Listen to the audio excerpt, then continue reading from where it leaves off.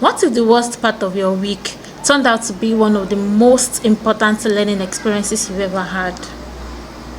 That's exactly what happened to me. It all came down to a simple fall that forced me to pause and completely changed my perspective on how we should treat each other better.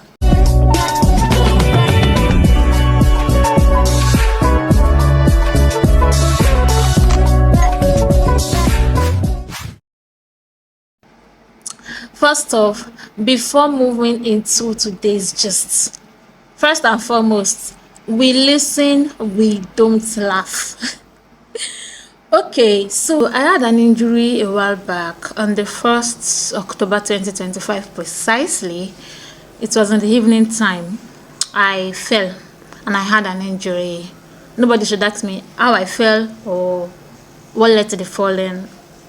I can't remember, I don't know. But I know that I fell and I injured. Here's the evidence.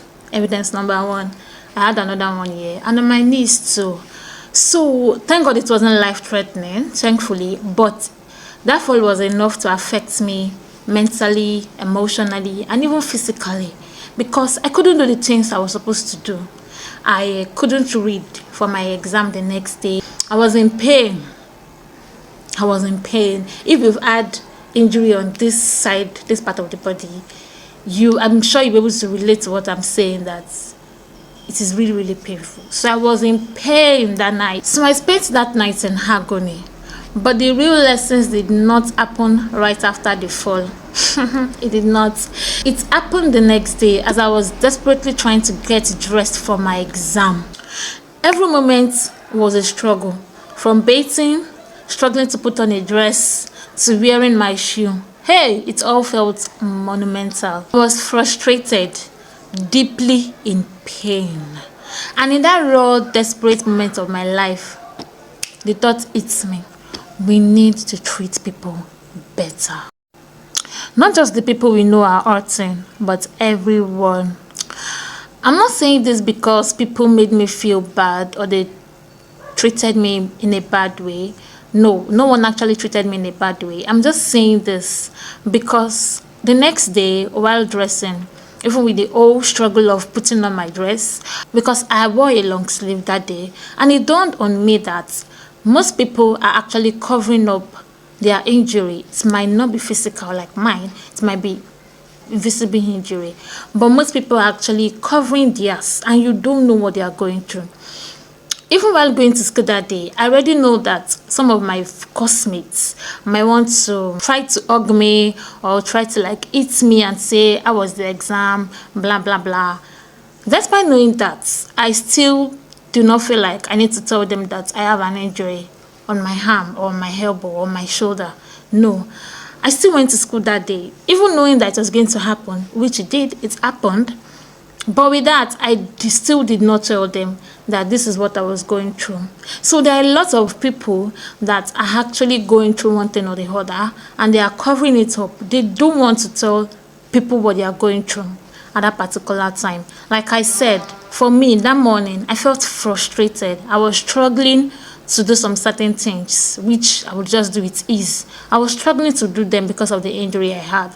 Some people might also be struggling. Some people might also be, you don't know how their day went. You don't know how their day is going. You don't know what they are going through. And the way we talk to them, the way we treat them matters a lot. So despite the fact that I knew that my classmates were going to hug me or maybe try to eat me, it kind of hurts me in a way too.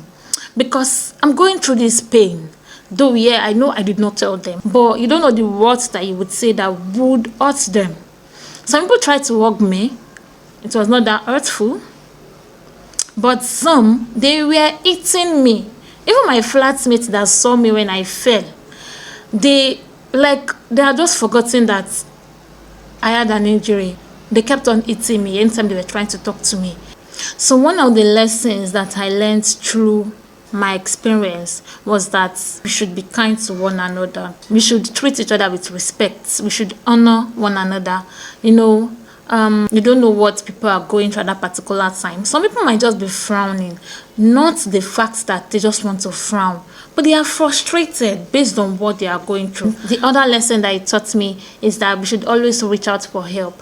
Yes, I know that you might not want to tell everybody that you are going through this particular pain or injury, but like for me, I not that I don't want to tell them, but the fact that what led to the fall is unexplainable because anytime I think about it, I laugh myself. Not to not talk of me now telling them. And I know that if they should laugh at me, it is definitely going to hurt me. So I better not tell any of my classmates what happened to me at that particular time. But then, it still doesn't mean that we should not reach out for help, right? We should always reach out for help. So even while I didn't want my classmates to know what I was going through at that particular time, I was still glad that I had to tell somebody about it, which gave me solution to the pain I was going through. So find that one person that you trust today. Let them also give you your own drug. It could be a piece of advice, hug, or whatsoever. Find that one person today. Don't suffer alone. Speak out. It is better to speak out. It's whether you are struggling financially, mentally, emotionally, spiritually, even academically. Just try and find someone that you trust that you can talk to.